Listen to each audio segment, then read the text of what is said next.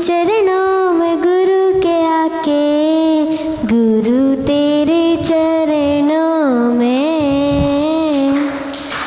मैंने तो जहाँ पाया,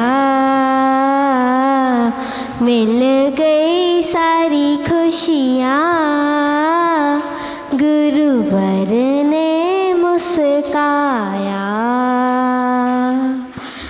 मेरी दिल की ये अर्ज़ है गुरु दूर तुम न जाना, तेरे चरण कमल पर हम जिंदगी लुटाना। जियो और जीने दो, गुरुवर ने सिखलाया, मिल गई सारी खुशियाँ, गुरुवर ने मुस्काया। चरणों में गुरु के आके जीवन को तुम सवारो, जन्नत यही शरण में बस दिल से तुम निहारो। जैन धर्म का रंग दुनिया में लहराया, मिल गई सारी खुशियाँ, गुरुवर ने मुस्काया। नमोस्तु महाराज जी। उच्च ध्वनि में जोर से नमोकार मंत्र का उच्चारण। ओम नमो अरिहंताणम, ओम नमो अरिहंताणम,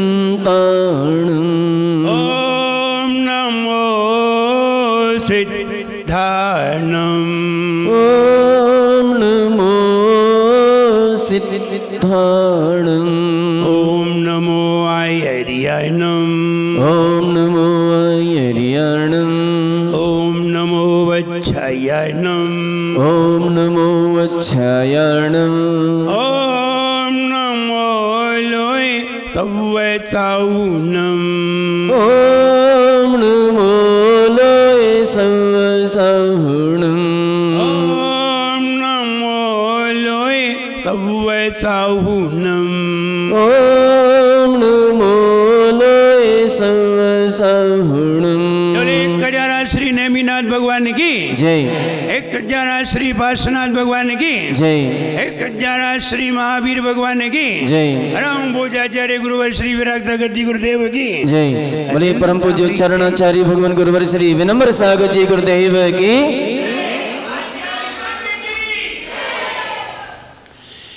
जिसमें मुक्ति भाव बने वो ही असली पुण्य कहे, जिसमें मुक्ति भाव बने वो ही असली पुण्य कहे, जिसमें मुक्ति भाव बने वो ही असली पुण्य कहे, जिसमें मुक्ति भाव बने वो ही असली पुण्य कहे। सम्यक दृष्टि उसे करे, सम्यक दृष्टि उसे करे, सम्यक दृष्टि उसे करे, सम्यक दृष्टि उसे करे।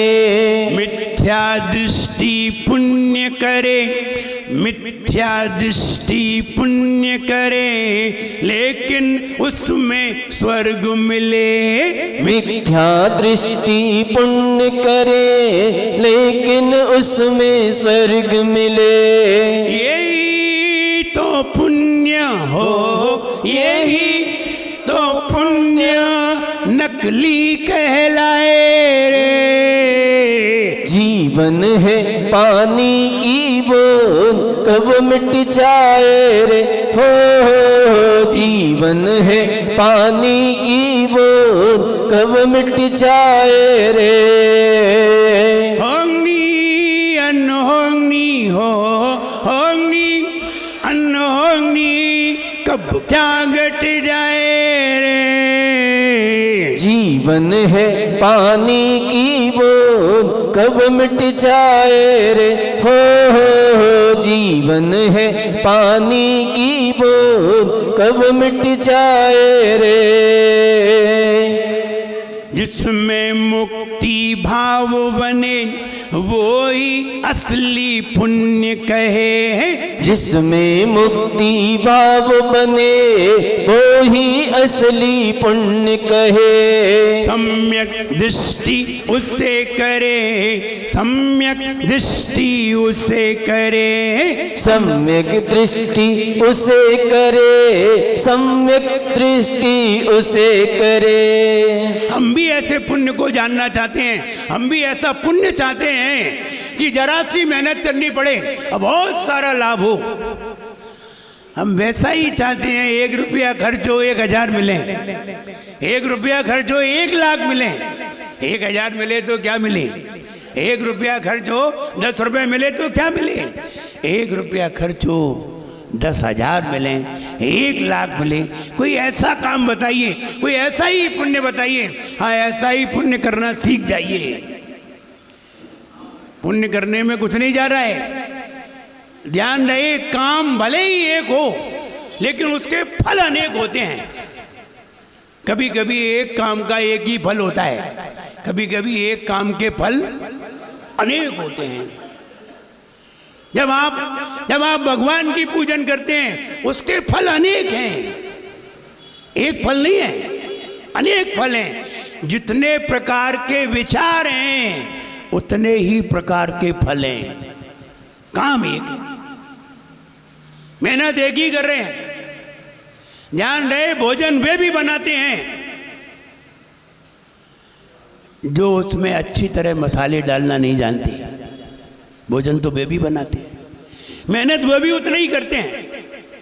उतनी ही लौकी छीलने में मेहनत लगती है, उतनी ही बनाने में मेहनत लगती है, उतनी ही गैस खर्च होती है, उतना ही समय लगता है। लेकिन फिर भी किसी के हाथ की लौकी बहुत अच्छी बनती है और किसी के हाथ की फीकी बनती है।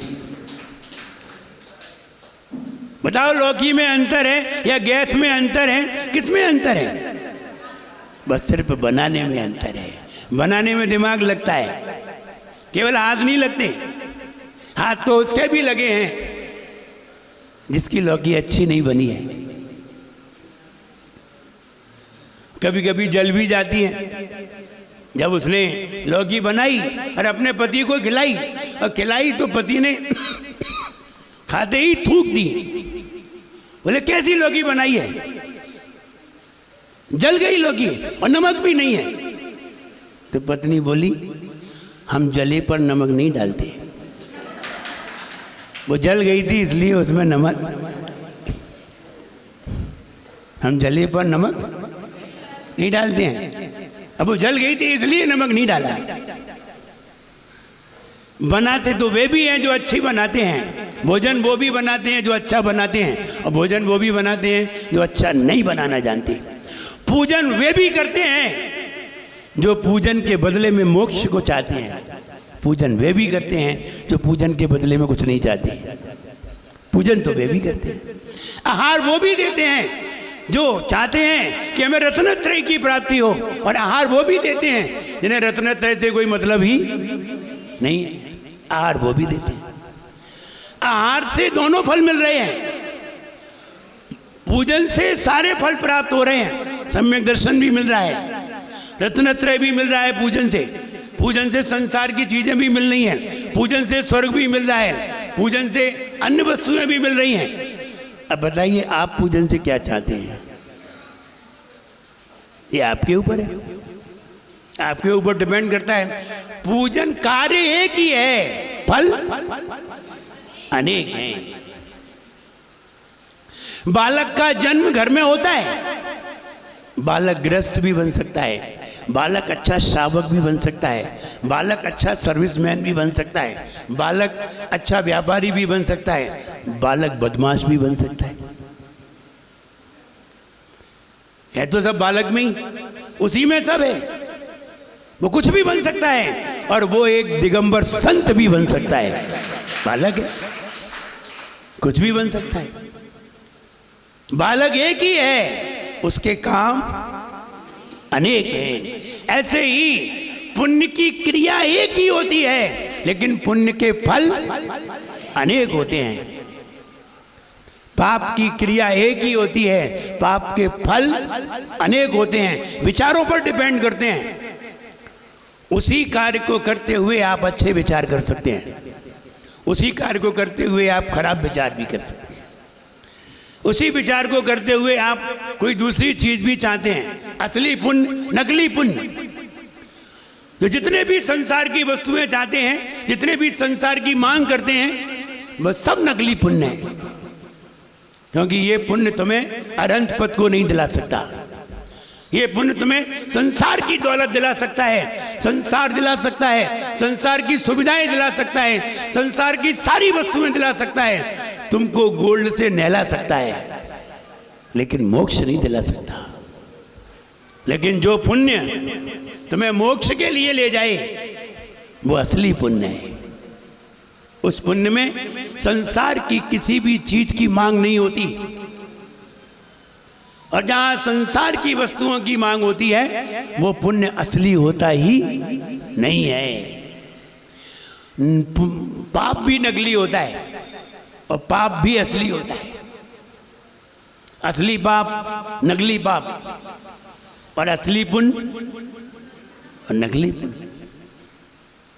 दिखावा कर रहे हैं। कोई है अच्छे कपड़े पहन के मंदिर में गए और देख रहे हैं इधर उधर, भगवान दिख नहीं रहे।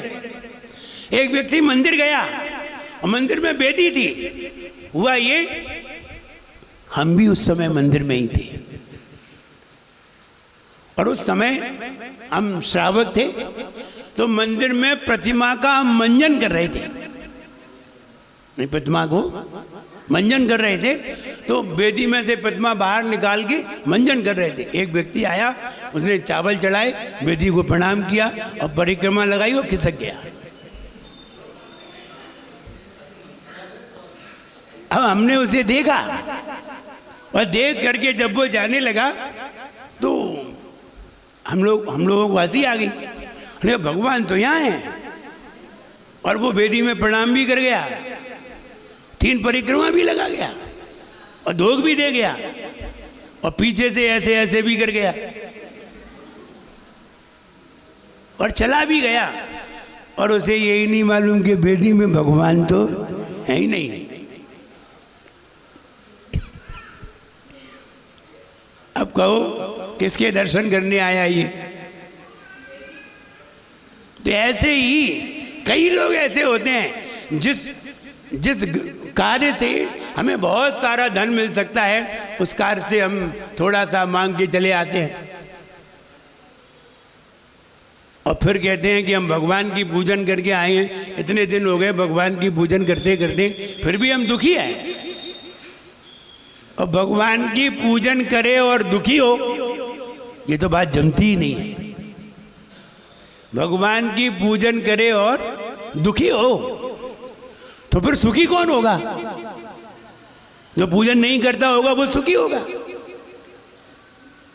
ये बात गलत हो गई फिर, कि जो पूजन नहीं करता है वे सुखी है, जो पूजन करते हैं वे दुखी है, वो दुखी होता है। नहीं, अगर किसी सुखी व्यक्ति की आराधना करने पर भी अगर आपको सुख शांति नहीं हुई, तो दुनिया में कहीं नहीं होगी।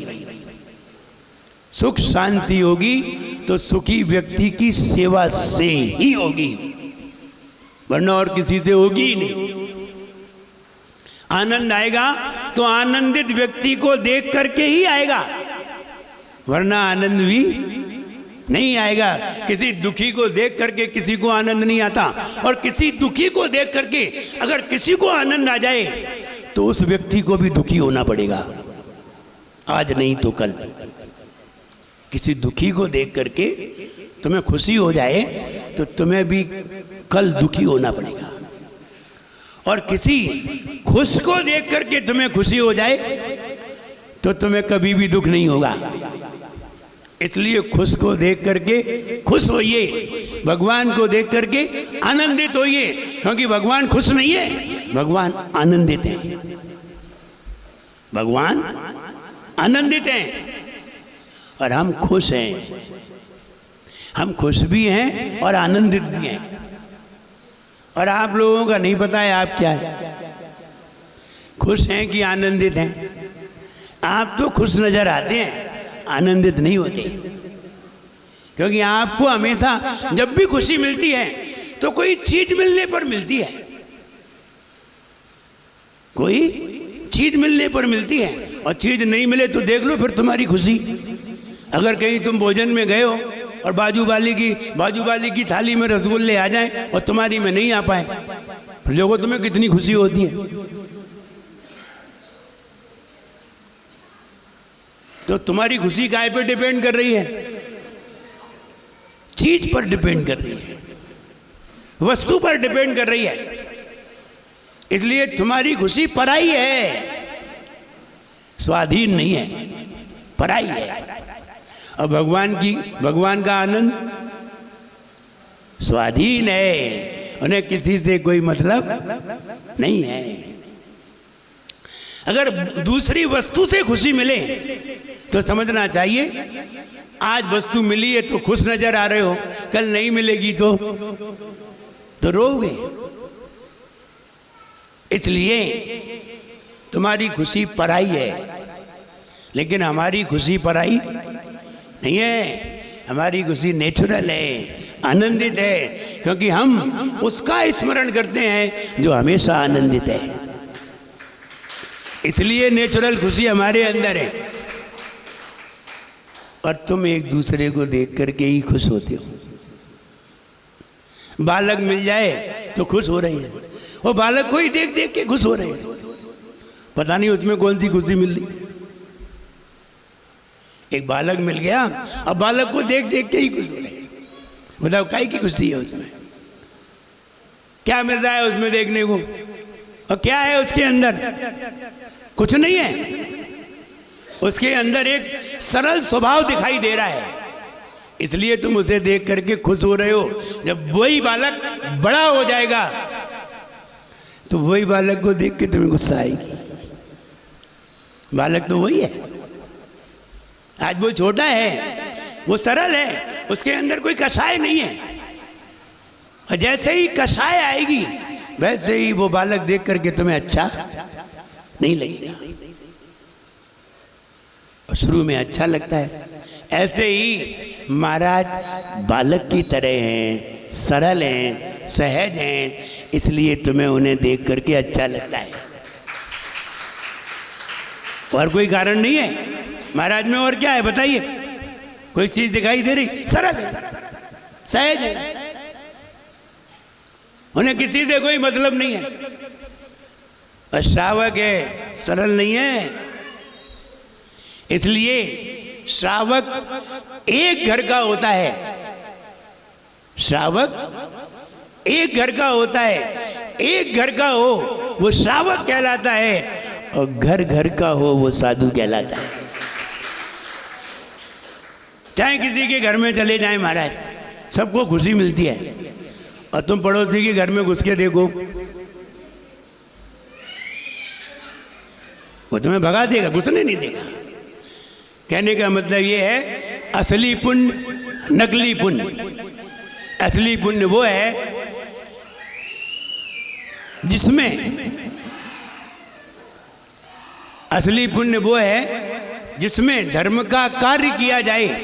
जैसे आप पूजन कर रहे हैं, स्वाध्याय कर रहे हैं, सामायिक कर रहे हैं, जाप कर रहे हैं, व्रत कर रहे हैं, आहार दे रहे हैं, ये धर्म के कार्य हैं। ये धर्म के कार्य भी नहीं, ये अच्छे कार्य हैं। अच्छे कार्य में बहुत अच्छे विचार किया जाए तो असली पुण्य कहलाता है।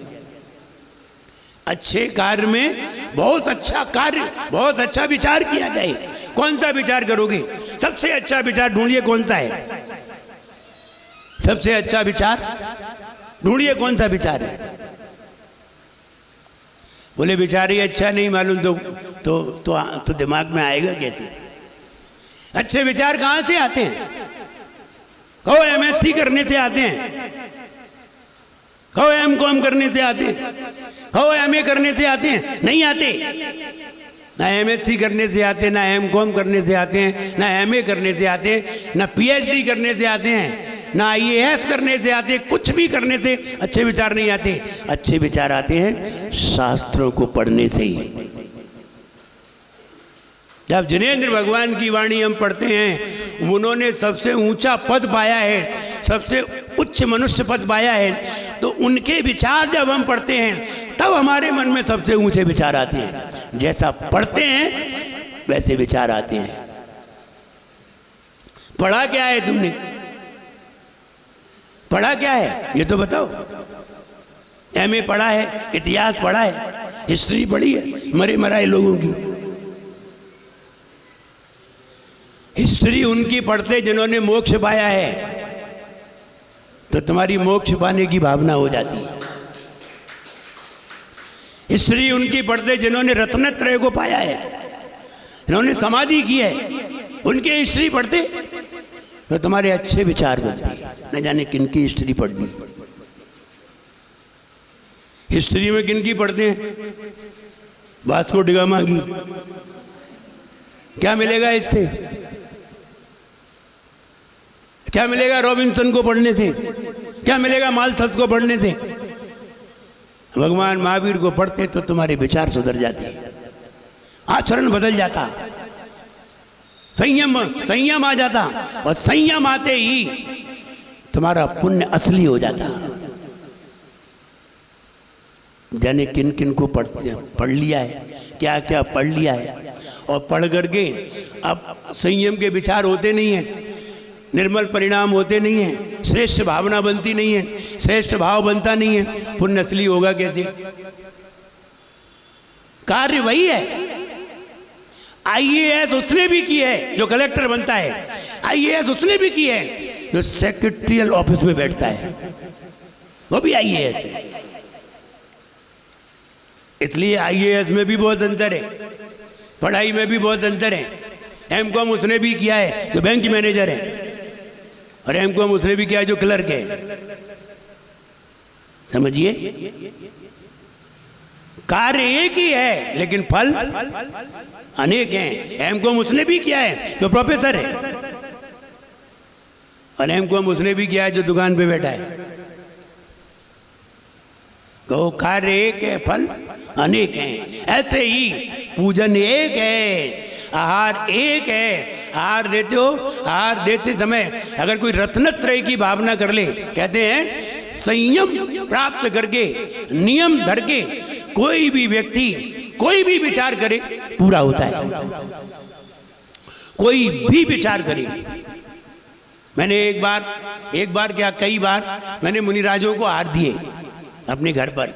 जब मुनिराजों को हार दिए तो मुनिराजों को हार देते देते मन में ये विचार बने, आज हम आपको हार दे रहे हैं, कल हम भी आप जैसा हार ग्रहण करें। ऐसा विचार किया, कई बार विचार किया, और देखिए आज विचार वो साकार है। हम ये कहें, कार्य करते समय, धर्म का कार्य करते समय, संयम लेते समय, नियम लेते समय, नियम लेकर के आप कोई भी कार्य करिए धर्म का, जो भी विचार करोगे पूरा होगा। कुछ भी विचार करो, और अगर धर्म का कार्य न करते हुए आपने कोई भी विचार किया तो आपकी किस्मत है पूरा हो भी और ना भी हो। लेकिन धर्म का कार्य करते समय आप कोई भी विचार करिए, निश्चित पूरा होगा। इसलिए अभिषेक करते समय, शांति धारा करते समय, पूजन करते समय, सामायिक करते समय, आहार देते समय आप कुछ भी विचार करिए, पूरा होगा। एक व्यक्ति का कई ऐसे व्यक्ति हैं, जब मेरे हार हुए तो उसके मेरे हार टीन में हो रहे थे, टीन लगी हुई थी ऊपर और वहां हार हो रहे थे। अचानक पानी आ गया और तेज पानी आया, इतनी तेज पानी आया कि पानी के छींटे भी हमारी पीठ पे पड़ रहे थे। हार में तो नहीं आ रहे थे लेकिन छींटे पड़ रहे थे। तो हमने बस इतना ही सोचा, जरा ऐसा चौका लगाते, अंदर लगाते तो ठीक रहता। पानी नहीं आता। अब पानी कब आ जाए क्या पता है, लेकिन अब अंदर उसके घर पे जगह ही नहीं थी। अंदर तो कमरा था, उसमें अंधेरा था, उसमें लाइट जला के उजाला होता, 3 में उजाला था। तो उसकी भी क्या गलती थी, उसने कहा जहाँ जगह होगी वहीं तो करेंगे। तो बस हमने इतना ही कहा, हम और कहीं चौका लगा लेते। तो बोला महाराज आप आशीर्वाद दो, अच्छी जगह हो जाए फिर चौका अच्छी से लगाए। जब हम दोबारा उस नगर में गए तो उसका 3 मंजिल का मकान बना हुआ। देखा, आहार देते समय उसने भावना भाई, आहार देते समय, आहार देते हमने कहा अब अच्छा है। तो बोले महाराज आपके आशीर्वाद से सब अच्छा हो गया। तो हम ये कहें, आहार देते समय, पूजन करते समय, अभिषेक करते समय, शांति धारा करते समय आप जो भी विचार करेंगे, ये तो संसार के तो बहुत छोटे मोटे विचार हैं। आप अगर रत्नत्रय की भी भावना करते तो मुनि बन जाते। तुमने मकान की भावना की, मकान बन गया। तुम दुकान की भावना करते, दुकान बन जाती, 1 नहीं 4 बन जाती। तो ये कहें धर्म का कार्य करते समय, क्योंकि धर्म का कार्य उसका कार्य है, और जो भी तुम्हें प्राप्त हुआ है सब उसी से प्राप्त हुआ है, उसका कार्य है। वो कुछ भी कर सकता है, वो तुम्हें सारी दुनिया का मालिक बना सकता है।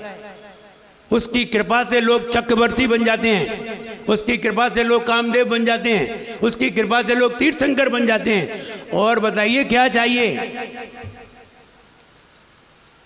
लेकिन बनते किसकी कृपा से? कहो, व्यापार करके बनते हैं? कोई व्यापार करके चक्रवर्ती बने? कोई बढ़िया धन कमा करके कोई तीर्थंकर बने? कोई नहीं बने। जो भी बने हैं मुनि बन करके बने हैं।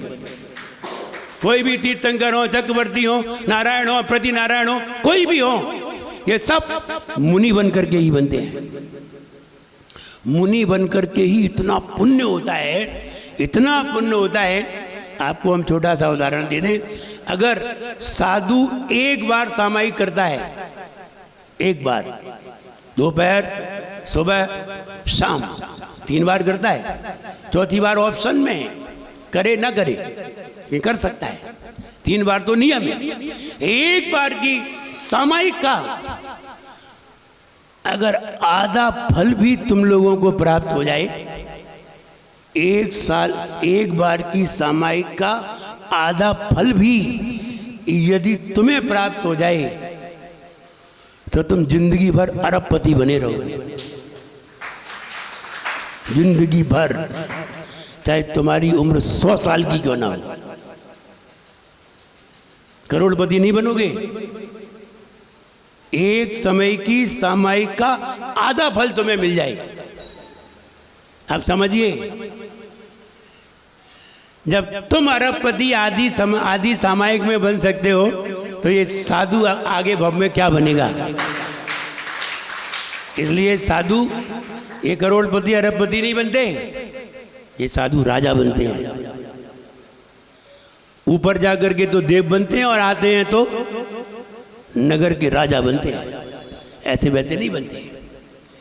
उनका कितना पुण्य होता है। तो ये कहें कि 1 रुपए में आप कितने कमाना चाहते हैं बताइए? 1000, 10,000, 1 लाख, 1 करोड़, कितने कमाना चाहते हैं? हम तुम्हें वही उदाहरण दे दें।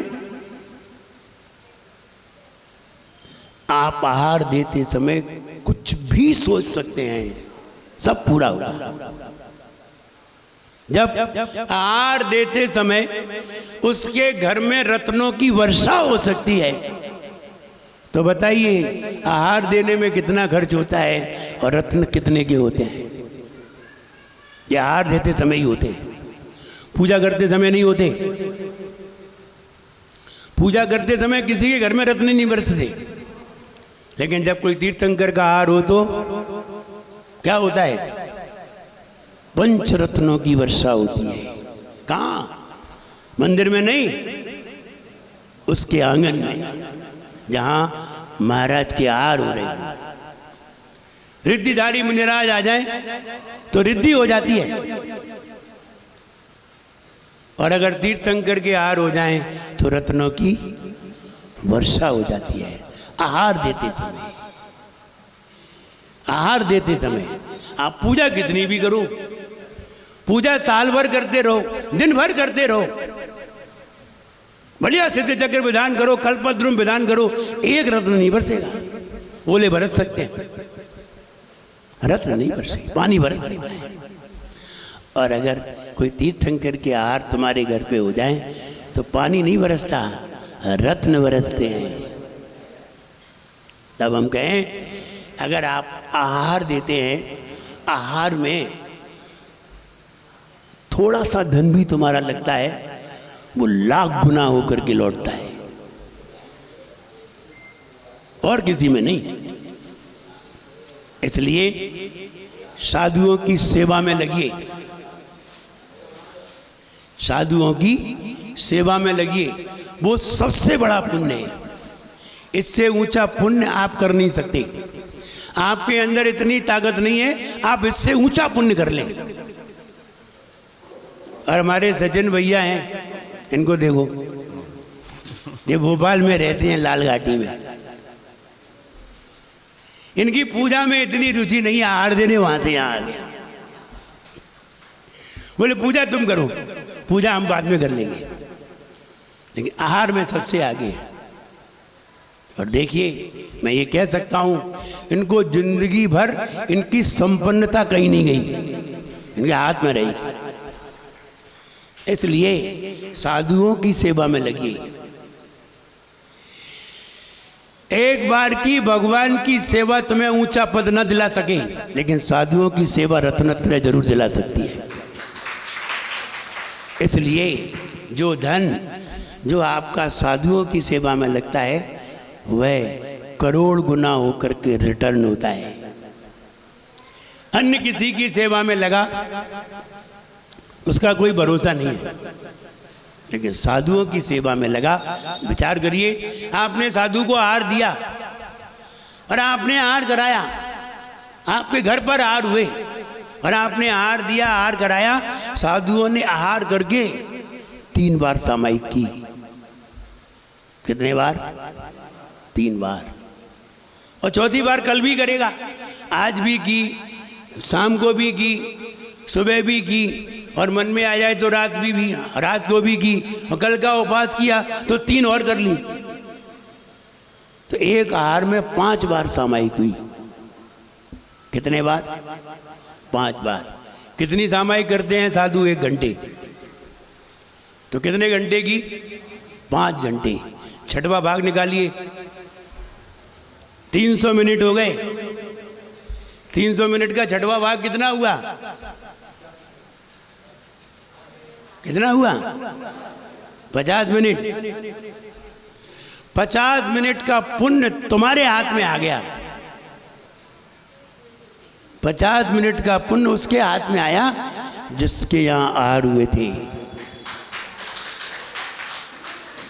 और सामायिक हुई थी 1 घंटे की, और हमने कहा था आधे मिनट का, आधी सामायिक का फल भी तुम्हें मिल जाए तो तुम्हारी जिंदगी गुजर जाए। आधे घंटे की भी सामायिक मिल जाए, सामायिक का फल तुम्हें मिल जाए तो तुम्हारी जिंदगी एक नहीं कई जिंदगी गुजर जाए।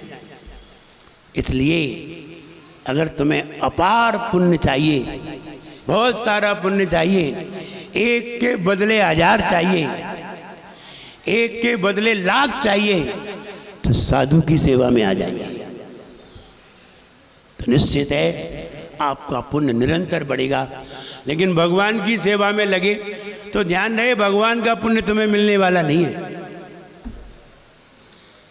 क्योंकि पहली बात तो साक्षात भगवान है ही नहीं है। साक्षात भगवान हो तो मिले।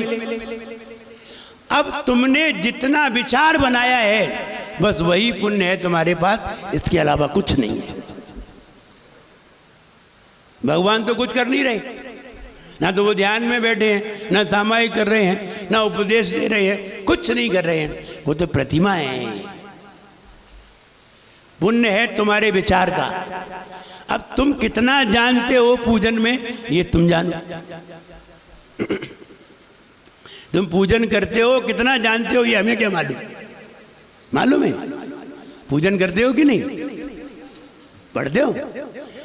प्रज्ञा प्रदान श्रमणा समृद्धा प्रत्येक बुद्धा दश सर्व पूर्वैः प्रवादिनोष्टांग निमित्त विज्ञा करो स्वस्ति क्रियासु परमर्शयोना। अर्थ मालूम है, एक आध को अर्थ मालूम है, नहीं मालूम तो तुम्हारा विचार क्या बनेगा, क्या विचार आया इसमें, कौन सा पुण्य मिलेगा। बस तुमने जो 1 मिनट में गा लिया ना, आधा मिनट में गा लिया ना, जो तुमने कसाय नहीं की है, राग द्वेष नहीं किया है, और किसी से लड़ाई झगड़े नहीं किए हैं, खाया पिया नहीं है, इसलिए थोड़ा सा पुण्य हो जाएगा। अर्थ तो मालूम ही नहीं है, अर्थ मालूम है, नहीं मालूम, तो क्या मिलेगा, थोड़ा सा पुण्य मिलेगा। बहुत से बहुत 1 रुपये में 10 पैसे, बस इतने से पुण्य मिलेगा। अर्थ मालूम होगा तो 1 रुपये में 80 पैसे मिलेंगे। भाव मालूम होगा तो 1 रुपये के 1 रुपये मिलेंगे। ना तुम्हें अर्थ मालूम ना भाव मालूम, सिर्फ पढ़ना मालूम है, तो पढ़ने का ही मिलेगा, सिर्फ पढ़ने का फल मिलेगा। अब पढ़ने का फल कितना है ये तो आप जानते हैं। मन का फल 85%, शरीर का फल 5% और वचन का फल 10%। अगर शरीर से ही आपने पूजन किए, नमोस्तु किया है, ना मन लगाया, ना वचन लगाए, ना नमोस्तु बोला, ना मन से भाव किया, केवल खोपड़ी पटक ली, तो कितना मिलेगा, 5% मेहनत का। और अगर वचन से बोला नमोस्तु भगवान, नमोस्तु भगवान, तो मिल गया 15%। और भाव लगाया तो, मन लगाया तो 100%। मन वचन का है, तीनों लगाए तो 100%। और आत्मा लगा दी तो फिर 100 से भी ऊपर चले जाएंगे। पहले तो खोपड़ी ही नहीं लगी, मन ही नहीं लगा, आत्मा कहाँ से लगेगी। आत्मा तो बहुत बाद में लगती है, बहुत बाद में, पहले मन वचन काय को ही लगा लो। इसलिए हम भगवान की पूजन तो करते हैं, कितना मन लगता है, कितना वचन लगता है, पढ़ते भी हैं, सही पढ़ते हैं कि नहीं पढ़ते ये भी पता नहीं है, और उसका अर्थ तो मालूम ही नहीं है, भाव में तो जा ही नहीं सकते हैं। अब हम कहाँ से पुण्य कमा सकते हैं। साधु की सेवा में लगते हैं, ये सामायिक कर रहे हैं, स्वाध्याय कर रहे हैं, इतने लोगों को उपदेश दे रहे हैं, 1-1 घंटे ज्ञान की बातें बता रहे हैं। इन सब का पुण्य पूरे दिन में जितना इनका पुण्य अर्जित हुआ, उसका 17% तुम्हारे पास आ जाता है। इसलिए साधु की सेवा से फल ज़्यादा हो जाता है, भगवान की पूजन से फल कम हो जाता है। इसलिए साधु की सेवा में लगिए। 1 रुपये आपने खर्च किया है, 10,000 रुपये होकर के लौटेंगे, लाख रुपए होकर के लौटेंगे, और आगे आगे लौटते ही रहेंगे, होते ही रहेंगे। अगर आपने साधु को ज्ञान का दान दे दिया, साधु जब जब पढ़ेगा तब तब तुम्हें पुण्य मिलेगा। साधु को आहार दिया तो साधु का साधना का फल मिला, रत्नत्रय का फल मिला। इसलिए साधु की सेवा से कई गुना ज़्यादा फल होता है भगवान की पूजा की अपेक्षा। इसलिए भगवान के मंदिर में 100 रुपये डालिए तो 1000 रुपये होकर के तुम्हारे पास आ जाएंगे। और साधु की सेवा में 100 रुपये डालिए तो 1 लाख रुपये होकर के आएंगे। इसलिए दोनों में ये अंतर है। आप साधु की सेवा में लगिए। आज हम लोगों को समझाते हैं लोग मंदिरों में लाखों लगा देते हैं और साधु की सेवा से पीछे हट जाते हैं। बस यहीं वो कमी कर जाते हैं।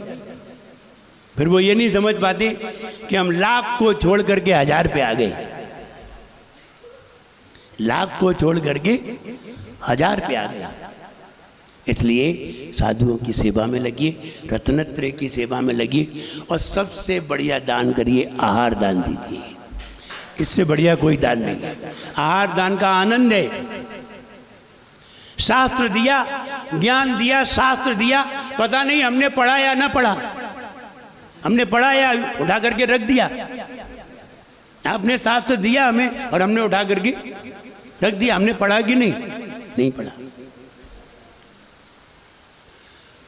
पर आहार दिया तो तुम्हारी आंखों के सामने ही हमने लिया।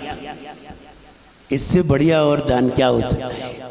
अगर तुम दान दो और तुम्हारे दान का तत्काल उपयोग हो, इससे बढ़िया कुछ हो ही नहीं सकता।